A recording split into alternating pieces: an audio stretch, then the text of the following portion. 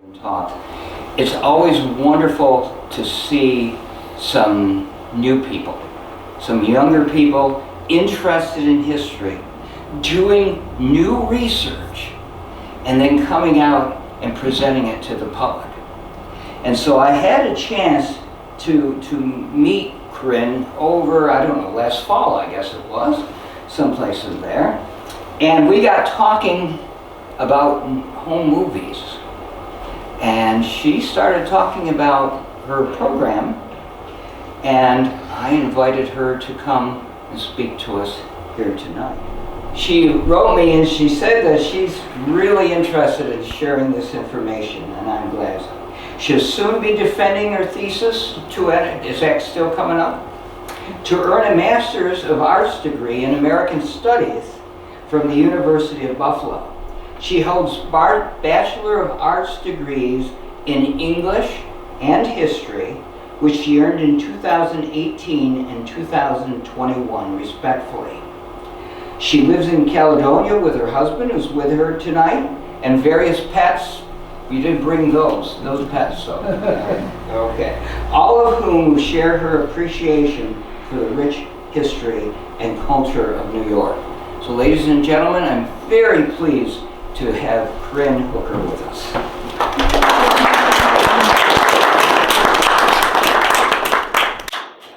Hi, thank you so much for having me. As Tom said, I am always happy to have people listen to me talk about my research. My husband certainly does enough. I'm happy to have other people on board. So I am hoping that, does that work? We'll find out. So I wanted to start by telling you how I became interested in this in the first place. I am not originally from New York. I grew up in Washington State.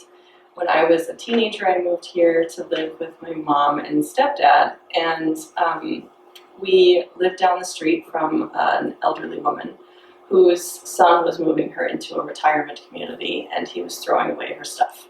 And my husband and my stepdad went dumpster diving and found a projector in perfect shape. I did not find it until 5 years later. I was looking through our basement and I found this box. I didn't know what it was. I had never seen a film camera before, except for like the Nikon cameras of the 90s. And we took it out and made sure that it worked, and it did. And I was so moved watching this home movie of this woman's family. I feel terribly for her that her son threw it away, but I felt a sense of deep responsibility to the figures that are recorded in these movies, and I carry that sentiment in my research. So I would like to show you that movie. My husband is going to help me with that.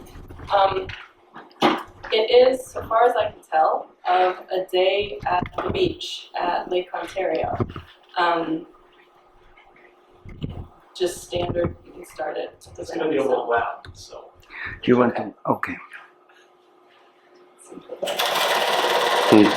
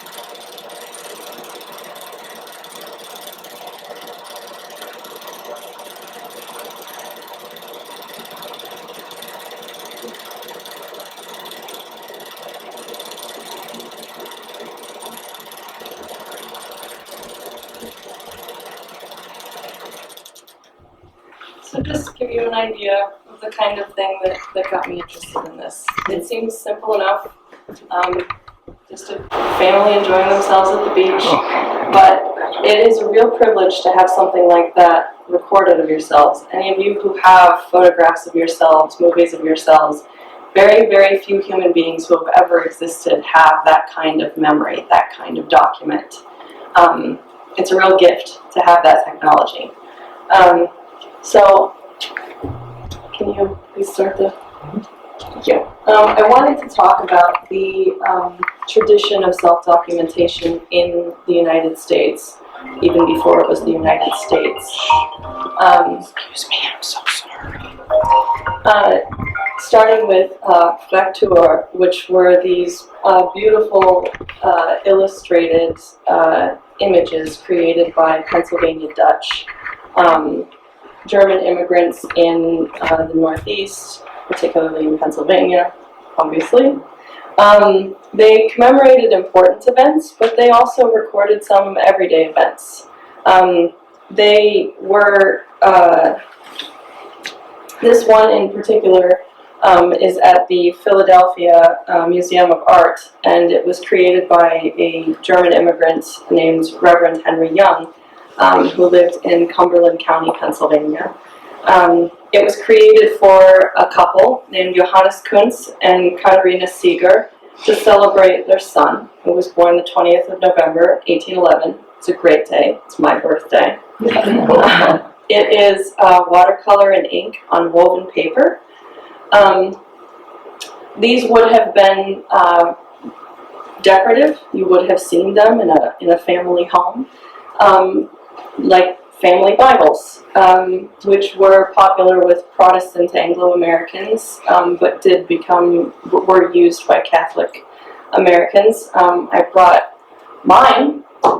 This thing is from 1886, if my ancestors' handwriting is to be believed, and this is specifically Catholic. It has dedications to the Pope, other things that identified it that way, but the practice started with Protestant Anglo-Americans.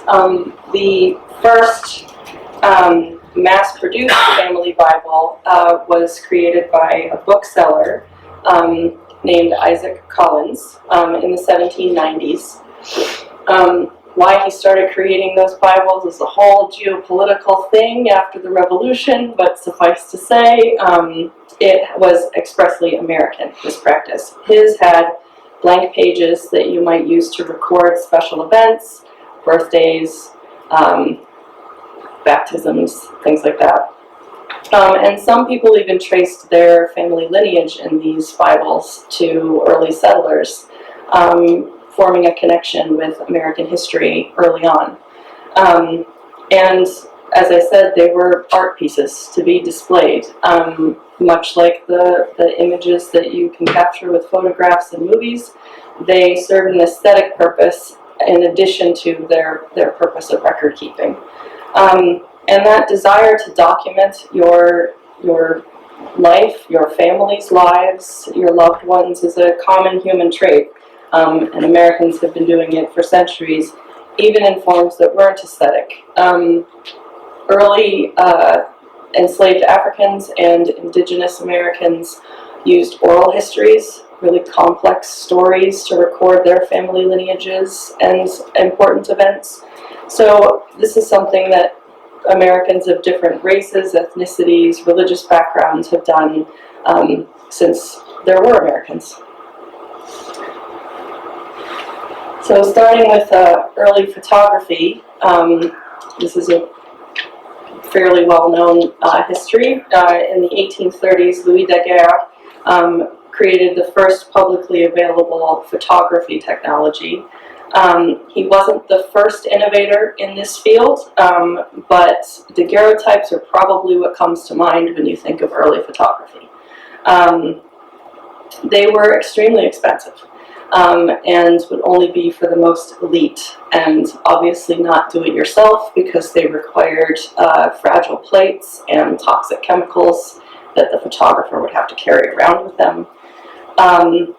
And during the Industrial Revolution, there was a trend of portraiture in middle-class families in the United States. So you could hire a daguerreotypist to take a picture of you with your loved ones, or this photo on the right is in the Smithsonian right now. It's in an exhibit on Civil War photography. It depicts Union General George Brinton McClellan and his wife Mary Ellen Marcy. And this solemn pose that you see was quite common in daguerreotypes because the exposure time was very long and it's really hard to smile for 15 minutes. So they're not unhappy, just tired.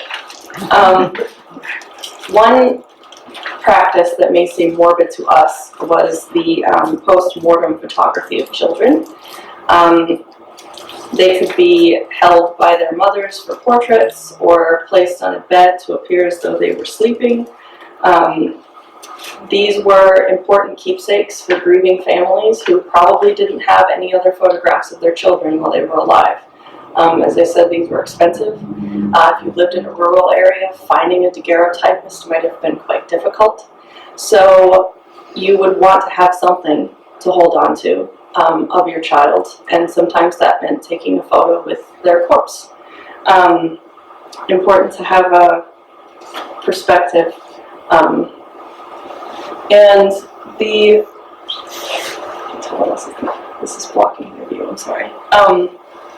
So George Eastman's film, George Eastman, we know him, we love him, Rochester institution, really simplified the process of photography.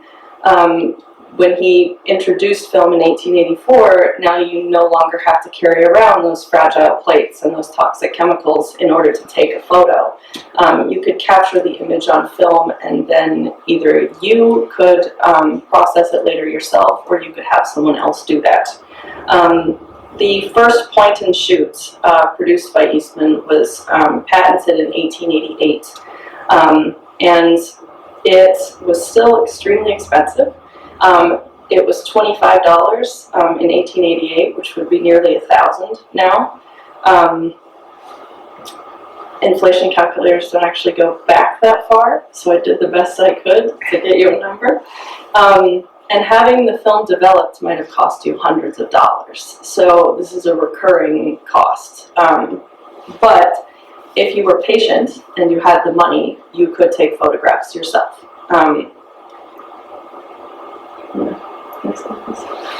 So the first point and shoot, the first Brownie point and shoot was introduced in 1900.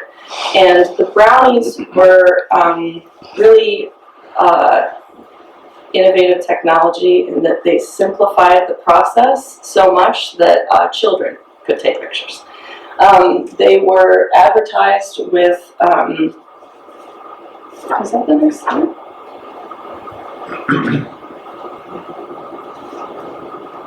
Is there one with Brownie? Yeah. Okay.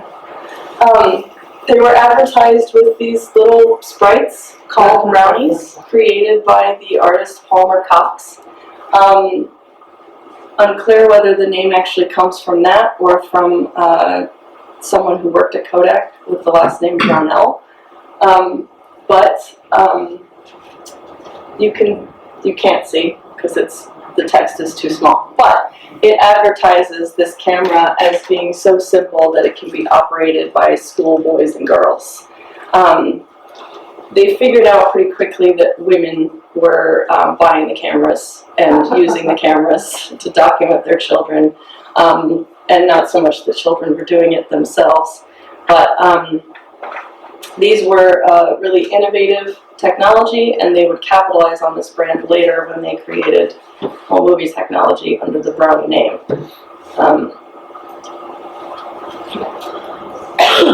Alright, so onto film, home movies. In 1888, Thomas Edison commissioned his lab assistant, William Kennedy Laurie Dixon, to invent a movie camera. It wasn't possible until 1889 when George Eastman introduced his commercial celluloid roll film. And the variations changed over time, what gauges were used, a lot of different technologies coming about at the same time. But by the late 19th century, the origin of cinema, the standard for professional filmmaking was 35 millimeter, and 16 millimeter was the amateur standard. The 1923 introduction of the Cine Kodak was the deciding factor in that. It was the first camera to use 16 millimeter, marketed toward general population. So that image is the inside of a Cine Kodak Model B. These cameras are quite small. This one is from a few decades later, but you can hold it in your hand pretty conveniently. You could put it on a tripod. These were not the kind of bulky movie cameras used by professionals. And then in 1932, Kodak introduced the Cine Kodak 8. And 8 millimeter did not immediately overtake 16 as the standard for amateur film, but it did eventually. And the Brownie 8 helped with that. So I'm going to show you the very first cat video. This was created by Thomas Edison, and it's quite short, but boxing cats. Oh,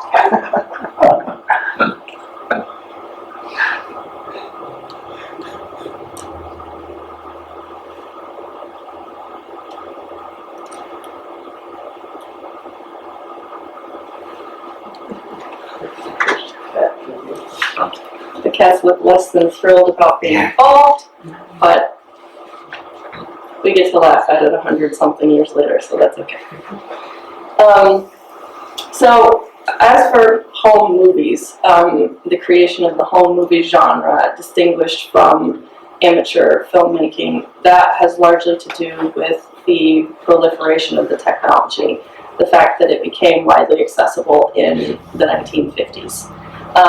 So Brownie movie cameras were, as I said, capitalizing on that well-known Brownie brand, the simple box point-and-shoot camera. It was introduced first in 1951, and they were sold until 1968. The last model to be sold was the Brownie Fun Saver. It was quite small. Some of you may remember it. It was, this is largely because of the economic boom after World War II, because of things like the GI Bill. The middle class in America grew, and with it, their expendable income. So they have money now to spend on things like cameras. And these in particular were at a more affordable price point. So this one's advertised for $44.50. This advertisement is from 1951. In 2024, that would be about $550, which is not cheap, but it is affordable. If you think about how much money you spend on your iPhone, we are willing to, we in the middle class are willing to spend money when something matters to us, and this mattered to people. The Cine Kodak Reliance, one of their updated models, is advertised at the bottom for $84.50. So this was just over half the cost of the more labor-intensive, more not quite professional, but a hobbyist kind of camera. And also because of the baby boomer generation, it gave people something to film.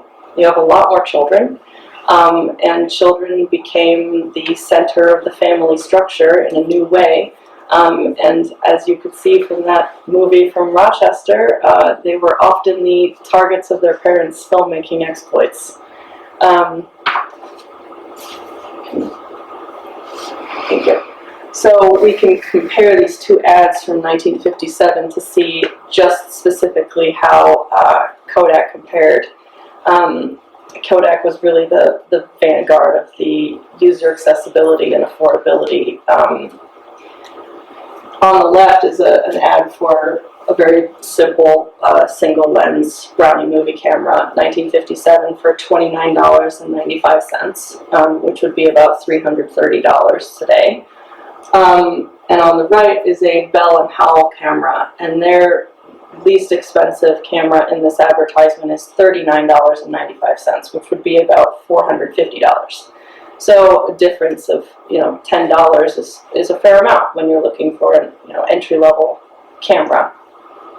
One of the things that I like so much about this advertisement on the left is the ad line, "Now color movies are as inexpensive as snapshots, and every bit as easy to take." So Kodak in their advertising consistently emphasized the user-friendliness of their products.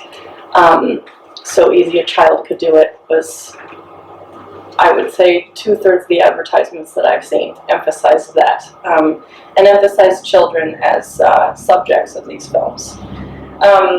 So one of the things that you can see in Kodak's advertisements in particular, in competitors as well, is that they were figuring out what was worth filming, and that was usually kids. So in this ad you can see a woman filming a Little League baseball team. Advertisements featured children doing a range of activities. One of my favorite television ads was a woman filming her daughter horseback riding, and it advertises this turret camera. So she moves the 3 lenses as she's watching her child on horseback, because you could change based on the distance of the target of the film.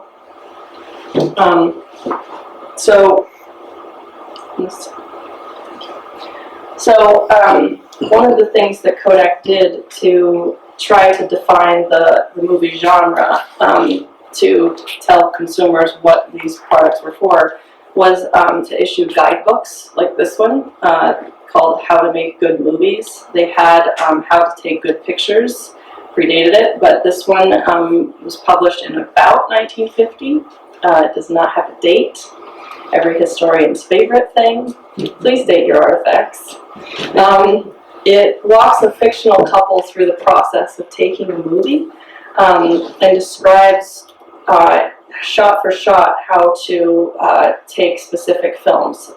They have a script for a movie called The Prodigal Pup, meant to capture their child playing with his dog. And pets are a common theme in these home movies because they're important to us. And one of the things that this book teaches is composition, as well as how to use the film, what lenses to use, how to edit the film. So even if you weren't, this would be more for a hobbyist, somebody who was interested in the in-depth aspects of home movie making. But you could also just record your raw footage and break it out at your next barbecue and show everybody. There was a wide range of ways to use this technology. And of course, they were marketed to women. One of the ways that women were targeted as family documentarians was through literature designed for them in women's magazines. So I take this example from the Woman's Home Companion in 1955.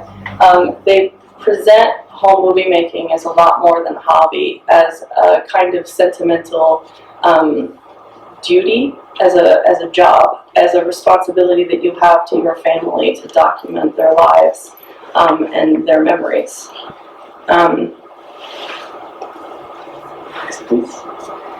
So I've made a big to-do about how these were user-friendly and widely accessible, but Kodak did not market to everybody. You can see between these two advertisements, they are exactly identical except for the photographs. These were published in December of 1964. trying to remember what else happened in 1964 that might have made Kodak interested in marketing to African Americans for the very first time. The ad on the right was published only in Ebony magazine. The ad on the left was everywhere else. It is the exact same copy, just with different models. This is still better than what deodorant companies did in the early 20th century, which was just to color the white models darker and then publish those photos. But it's important to note that they were not tailoring their copy for African Americans, thinking about their specific needs, anything like that.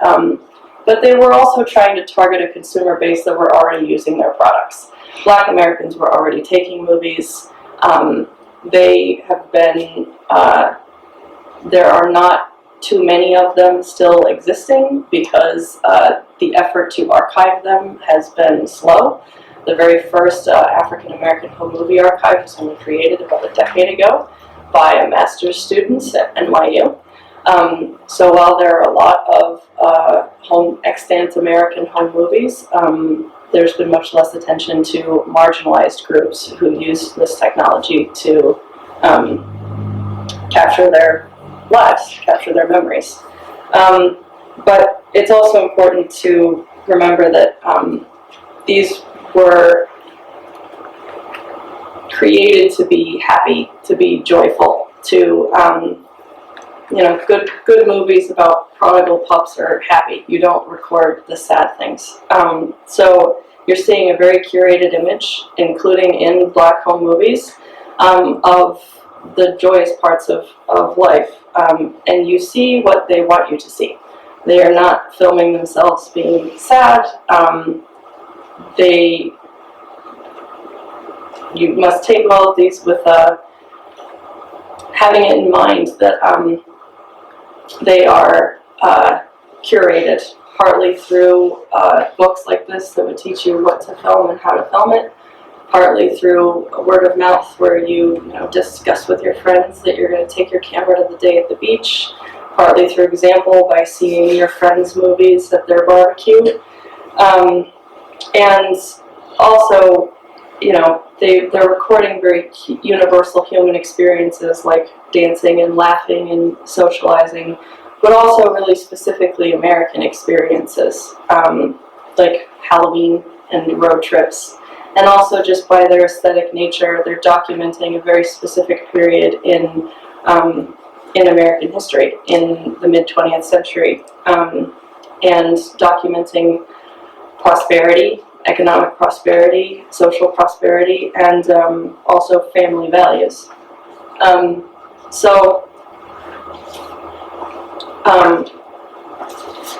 Your iPhone might be really easy to break out and take pictures with, but what they were recording is not all that different from what you're recording now. Taking images of your child laughing, smiling, dancing, Halloween costumes, whatever it is. It's a very universal experience. So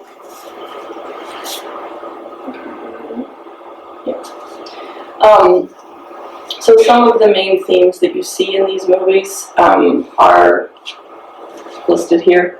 Holidays, graduations, religious ceremonies, family outings like the day at the beach, vacations, pets, as Thomas Edison showed us, cats make great contents for movies. Next, please. So I wanted to show you a specific home movie as an example of an American tradition on film.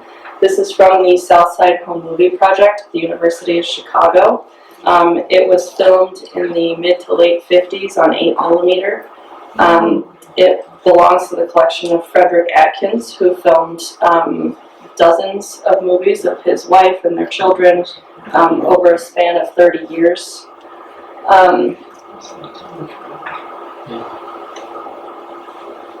So this is Thanksgiving, and later on in the video there's an image of Christmas time.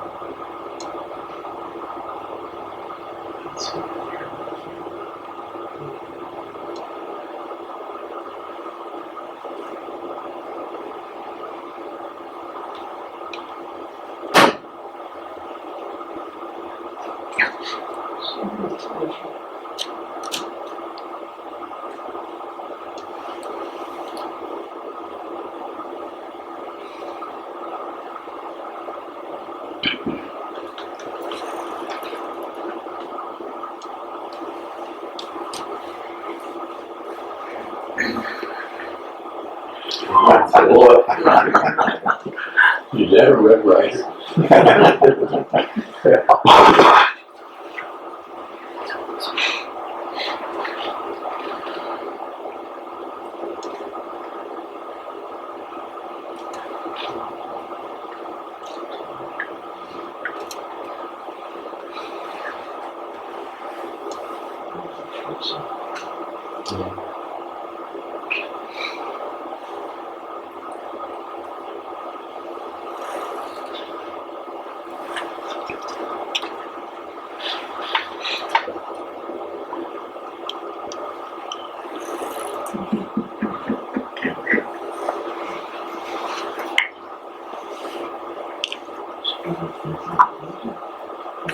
Mother and daughter.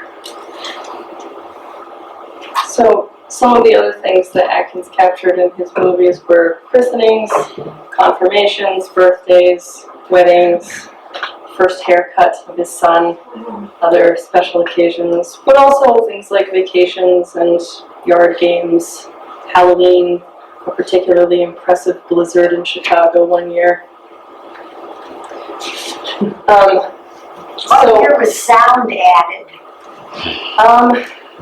You couldn't record sound in movies until you could record sound with film as early as the 1920s. President Calvin Coolidge was the first president to be recorded on video with sound, but that wouldn't have been widely accessible until really the 1970s. So most of these movies are silent. Calvin Coolidge was fascinating, by the way. I could give a whole lecture about Calvin Coolidge. So now I'd like to show you a video from the Wilson Archives at Miami-Dade College. Their project is to preserve Florida history in particular. So these were filmed from the mid to late 50s. If you could start around 14 minutes, please. These were filmed in the mid to late 50s by the Hayes family of South Florida. So in this movie, you can see a young girl playing with her dog, trips to the beach, a parade for President Eisenhower in 1956, fishing in the Florida Keys. So again, both significant and seemingly mundane events.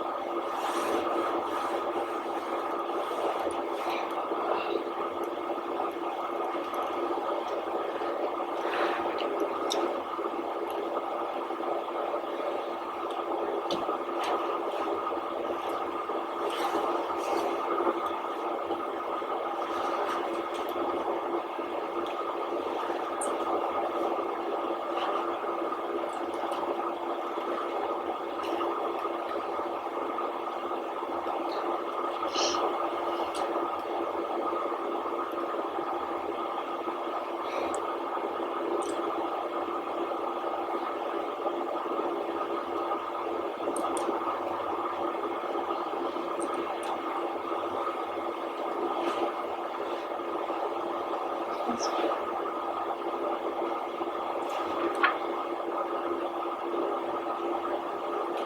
believe that is the parade for Ike. So the last thing that I'd like to show you is a bit of a movie called Think of Me First as a Person. It was filmed in the 1960s and 70s by an amateur filmmaker named Dwight Core Sr. The images are of his son, Dee, who was born with Down syndrome. And the footage, along with the voiceover that was recorded by Dwight Core Sr., were found by his grandson, George Ingmeyer, who compiled them into a movie, edited them, and began showing them. And this has sounds. Pause it, please.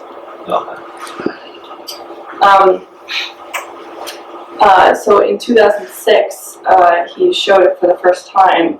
By the end of that year, it had been inducted into the American Film Registry at the Library of Congress. So this is a particularly significant cultural artifact. And as I said, the films themselves were unfortunately silent, but the voiceover offers a perspective. So this man in particular was taking home movies and creating a kind of family documentary meant to record the specifics of his son's experience. So I'd like to show you just a few minutes of that. I might have to use my laptop sound. It should be enough if you turn it all the way up. I'll see if I can make it good. He loves music, Afro-American spirituals, country music, and rock and roll are his favorites. He has his own speaker from our radio in his room, and often when the house is quiet and we think he is napping, a shuffling sound can be heard from his room. This usually means that he's dancing.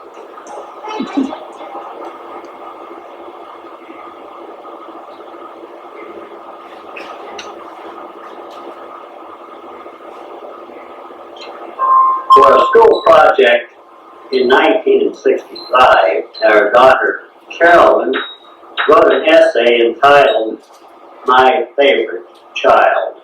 She wrote, "When my brother Dwight, Dean for short, was born 5 years ago, we were overjoyed. After 4 girls, my father was glad to see him. Today, Mother brought being home began as a very happy one, but did not end that way. Mother told us that our new baby would never be normal.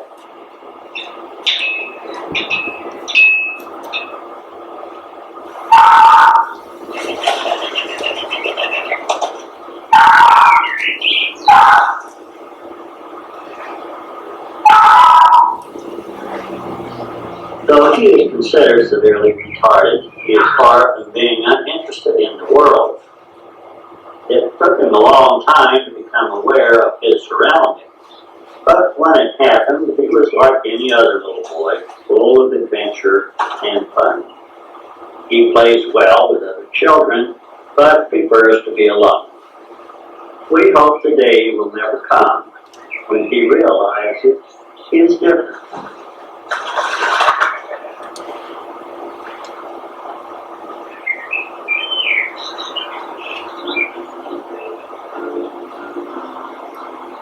We realize we can do very little as far.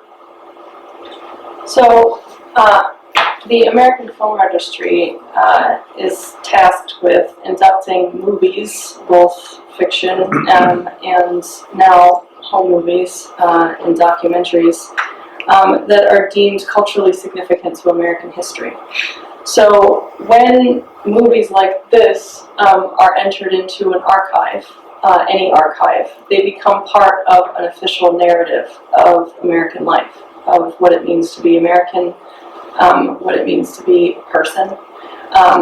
And Dwight Jr., for the record, absolutely loved this movie and was treated as a celebrity everywhere that it was shown.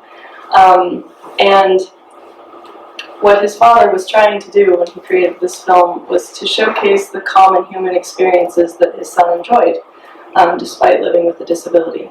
So the movie itself is both depicting a family's experience of living with a loved one with disability, but also of that loved one, just a recording of a life. So these movies, the ones that I've shown you,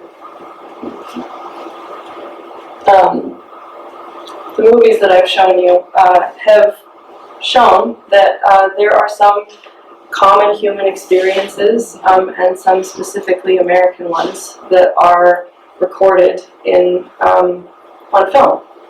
And they give us a look at what it meant to be American at the time, in the mid-20th century. But they show us the very best. They show us smiles with friends at barbecues and picnics and weddings and birthdays and grandpa eating sweet potatoes at Thanksgiving. They show us a very happy, cultivated image of an American existence, a prosperous 20th century life. So from Fraktur and the Family Bible to these home movies, Americans have always wanted to document their experiences and their lives and their loved ones and their memories. What this kind of technology made possible was just a broader range of stories being told, being preserved. The middle class, lower classes, black people, disabled people. As the technology became more accessible, so does our record of the types of people who used it, and the different ways of being American and of performing Americanness. Thank you so much for letting me talk at you.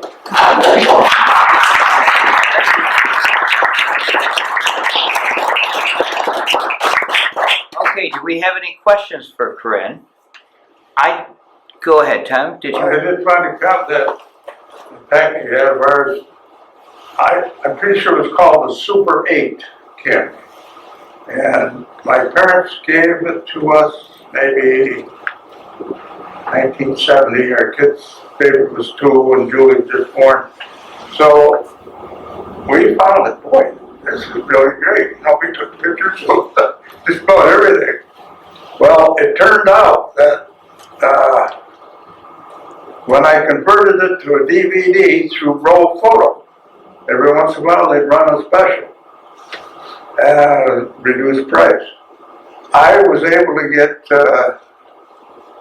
let's see, there's 50 feet on a roll. I was able to get 8 rolls on a DVD. That's why there's so many different, you know, like we got cutting Christmas trees or whatever, but that particular one was the 1980 Olympics, Winter Olympics in Glasgow. And that, the kids still speak of that. That, we got 2 tickets, two different events through Barb Baldwin. Her brother had a bunch of tickets he was trying to get rid of. So we picked what we thought would be the best event. It was the second Wednesday, and the warmest day of the Olympics. I don't know if you recall, the first week was terrible. But anyway, we saw Beth Hayden compete in the longest skating event. I forget what the mileage or the footage was, but and she passed me for winning. Well, they all lined up, and then I had that camera pinned up because we sat kind of right near where they lined up and took off. And they took off, and I had this one big Norwegian girl. I said, "Geez," I said, "My God, how can she beat her?" You know. Well, she didn't beat her. No reason why. So the race was over, and somebody said, "Geez, there's Eric Hayden." You could tell Eric, he had his suspenders down when he was warming up. I said, "Oh, geez, I gotta get a picture of that." At that time, he had 3 gold medals. He went on to win 5. And he was a hero of the Olympics. So, you know, events like that is precious. It's really precious. And, I forget all what's on there. Well, we're gonna, when we're doing and we break for cookies, and things. I am going to set up his CD over here, his home movies. I can put it on that screen. I can't project it, but I can put it up there. And from a town working in the Historical Society, what's so interesting is those events, you know, that we see on TV and documentaries of the Olympics and stuff. What you're seeing them is from a different angle. You're seeing them not from the professional photographer, from the people. But I'll tell you, the ones, Tom, that I like the best is when your kids are playing in the yard or when they're doing games at a party. That's what I hope that we can pick more of out. And street scenes, parades and things in the community. And I don't mean to go on, but those were wonderful when you have the shots of the inside of the house. Because people, when they had cameras, didn't pose you so you could see off in the corner and see what they had stashed there. And that's the type of thing that's so great with these movies. One other question. Would you recommend for families that one where the gentleman's talking over it is interesting? They're silent, and it's just like the old tintypes. Most of them, when that generation's gone, you won't know who they are. Is there a way of documenting that? Should we encourage people to write little stories about the films that they go in, like Tom was talking about, how he got the tickets and things? Yeah, as a researcher, I absolutely love it when I find in an archive that somebody has explained the movie, so that I don't have to try to guess what's going on. There are a couple different ways you could go about that. You could either write notes. There's one, the archive of the family of Michael Holman in the African American Home Movie Archive. His grandmother took the movies and she wrote on little notes what the movie was of and what it was taken on and where it was filmed and even where she had it developed, and she would put it in the tin with the roll so that when those films were digitized and archived, we have that information directly from her. So you might find that kind of thing is actually already with the film in whatever storage it's in. But you could write something, or you could film or record a voiceover and put it over. As a researcher, I can tell you it would be very much appreciated by whoever is watching it in the future to have that information specifically about stories like yours, of also just extraordinary things that happen to be caught on film. First thing that came to mind was the Zapruder film. Abraham Zapruder was filming a nice day at the park in Dallas, Texas, and wanted to see the president go by on a parade and accidentally filmed Kennedy being shot. That's also in the National Film Registry. So there's a lot of things that were caught on camera intentionally, and then some things that were caught unintentionally. And the stories behind the unintentionally extraordinary movies are usually pretty fascinating. I forgot they had the second one that we had tickets to was a hockey game that same night. Canada was playing Russia. Oh my goodness. And we had this fantastic seat. We're in the second row. And I wanted to take my camera, but I said, I don't think I'd get much, and maybe it'd be out of place anyway, So I didn't. My God, there was dignitaries, we were there early, dignitaries come in there. There was a guy sitting right in front of us that used to play the drunk on TV. I didn't know who he was. The lady back me asked if I could get his autograph. I said, stuff like that. But anyway, Canada was up 2-1 after the second period. And I remember saying to the kids, we might see some history here. They beat Russia. I mean, that is something. So, third period, Russia come out within a minute and a half. They had 2 goals. It was all over. I left the hockey game thinking nobody's gonna beat them. 2 nights later, guess who did? The Americans. So, you know, you relate all those stories to this film. Did you have a question? Yeah. What I liked about the old movies is, one thing, the hairstyles. You can see how it changed clothing. And like Tom said, what's in the background. I always look for what's in the background. Like that one had 56 Fords and 55 Chevys in there, so you can tell what year it is approximately. I love that too. It's kind of like a thing, where's Waldo, I guess, with certain cultural artifacts. Sometimes you're watching, like, oh, is that oh, that's interesting.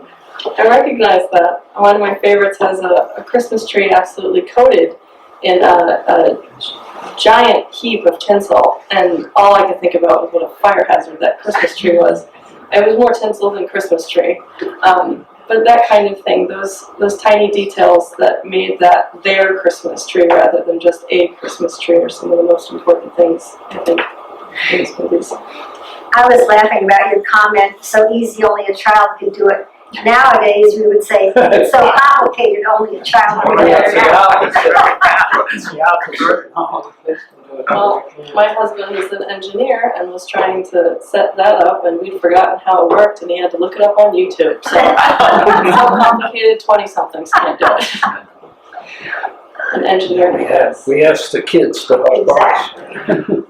I have a question just about our family, because we grew up every summer. We all got together in grandma's backyard, and I swear the whole town turned out for those movies, because it was very embarrassing if you happened to be the one who was with your little butt naked going after your Easter bunny or what have you. So, because the kids would, friends would come. It would be like I'm curious to know who else did that. Or was that my particular torture as a kid only? We watched, they would run someone diving off the diving board, and then we would get the adult to run it backwards so we'd see the person come out of the water and back on the diving board. We would watch that for hours. Oh, nice. Just nuts. But Oh, nice. Yeah. I just remember it being like one part feel good and personal pride, family pride, and what have you, and one part dread, because you never knew what had been added from the previous years. A lot of them were from slides. Even that is a pretty common experience still now, though. Think about how things are posted on social media that children may not want to see their parents share. You had a question? well, I just thought it would be an interesting karma if one of those little boys in the water was the kid who was throwing away his mother's movies. Yeah. Probably. And so now we all saw his butt on the screen. That's what Appreciate that. One of those kids that was Yeah, the boy. I found that quite sad, but The first. if he'd not thrown it away, and if my husband and dad had not gone dumpster diving, I would not have spent the past 4 years of my life researching home movies. Yes. Just a very quick, silly personal story. My mother was very proper, but she also was in great shape, and she liked wearing her bathing suit. So on a family trip up to Fisher's, what's it called? Up near Clayton, on the St. Lawrence Seaway. My dad had his Super 8 out, I think, and was watching the big ship come down the channel. Well, then my mother went up to really check it out, and pretty soon you can see the movie go down behind my mother, and I can hear her voice as she turns around and realizes what he's doing. Richard, stop it! So, most of our family movies were very family-oriented, but that one, Dad's kind of inner demon had him out. I think that's a really important part of it, is that you have to think about who's behind the camera. Yeah. Because they're also telling a story in a way. They're choosing what is worth filming in that moment, and when you read research on this topic, this is one of my particular gripes with the historiography on home movies, is they focus on women and mothers in particular almost exclusively at times. And I think we skipped over a slide now that I'm thinking about it. There's an advertisement that I found at the Kodak Archives at the University of Rochester that is, it's going to be linked toward the beginning, that is it was published in 1891, and it's talking about how you should get a camera to document your child. And it says the most important pictures taken are the ones of the baby. And this ad is right next to an ad for a Smith & Wesson. So a Smith & Wesson revolver. So it's clearly targeting men. And it was just so interesting to me reading this, and made me interested in what dads were up to while they were filming these things, because they don't really get considered in the literature, but they were involved. Of course they were. Like, dads love their children too. It's not just the mom's job to take pictures.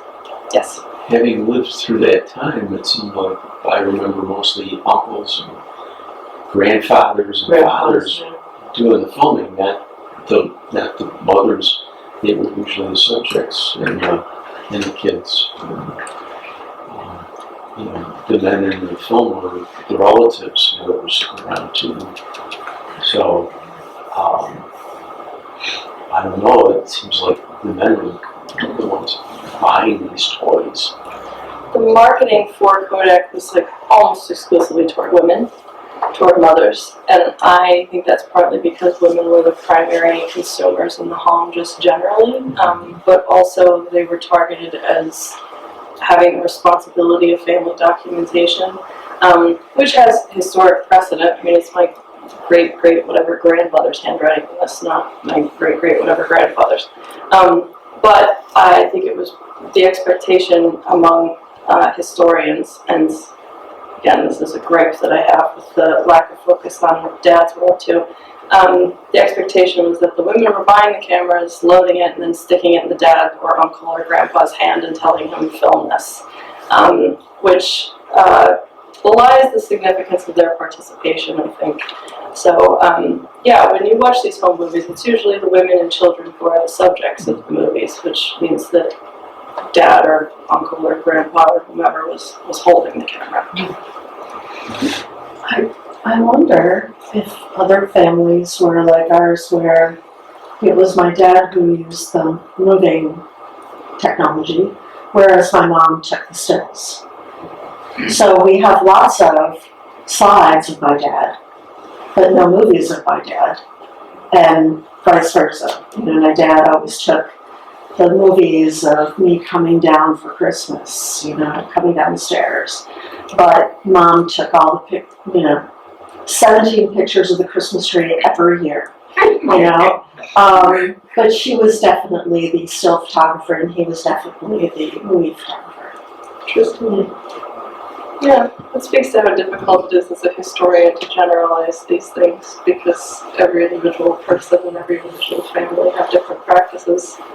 So we do the best we can to. Right. But yeah, no, I appreciate hearing that. I was just wondering if that was true in other families. I think I recognize that, you're all set to go, here's the camera. I set it up for you, kind of. Well, some of my home movies, some of the ones of me as a child, this is my mom, Yeah. if you didn't pick that up. Our home movies, you handed the camera to my father. And Yeah. he, filmed some. He's in some, but a lot of them was just like, here, hold the camera. Interesting, what's not there though is like from back in the day, because I remember when you were born, you just didn't see, and maybe this came and went, I don't know, but by the time you came and went, men weren't seen pushing the buggy. They weren't seen like strolling their children the way they are today, at least where I was living. I was living in California at the time, and I never saw that. You had a very young, macho guy, dynamic kind of thing going on at that time. And, so that was what was interesting. What was missing, you know, because it happened, right? Yeah, I think that too. I mean, it's more comfortable socially, has been more comfortable socially, especially in the 20th century, for women to be overtly sentimental. If a man were to, you know, it's the old cliche that men cry like once the day of their daughter's wedding, that men aren't allowed to express that kind of deep, you know, vulnerable emotion in the same way. So it makes sense that women are kind of the emotional caretakers of the home. So it makes sense that they would document the most, you know, sentimental events in some ways. But I do think it's important that men were involved in whatever capacity. I think you had a question. Yeah. No, I didn't have a question, but my mom had 12 brothers and sisters, and every year on the 4th of July, we would go to the park in Churchville and have a picnic, and every year on Thanksgiving, we would rent a hall and all be together. And my uncle, as soon as there were movie cameras and stuff, my uncle would document all of these. And a couple of years ago, after he passed away, because my mom is now 104, she's the only one left, but a couple of years ago, my cousins took some of his movies that he took through the years and gave us a DVD. So now we can look at that and go back to the reunions, particularly the ones at Thanksgiving that were in the hall, and see all of us, you know, all of us kids, all of us cousins, because there were, you can imagine, with 12 brothers and sisters, there were a lot of kids. And but it was kind of interesting to go back and see that. But it was my uncle that always documented that, the weddings, and then they would have somebody with a tape recorder would tape while they were filming.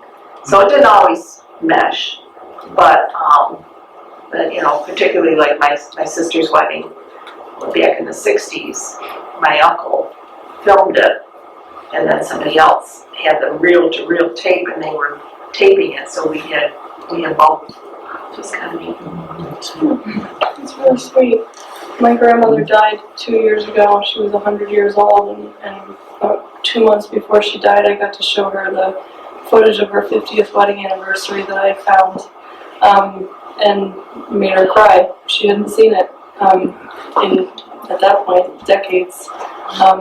So these are, you know, really deeply emotional artifacts, and it's very meaningful to have them. And as I said, it's a real privilege to live in a period where you have those.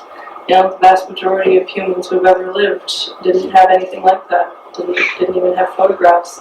Many of them couldn't even write down names or details or anything like that because they were illiterate. So I'm grateful every day that I have my cat pictures on my phone, and I can remember Tigger when I'm 9 years old. Well, thank you very much again.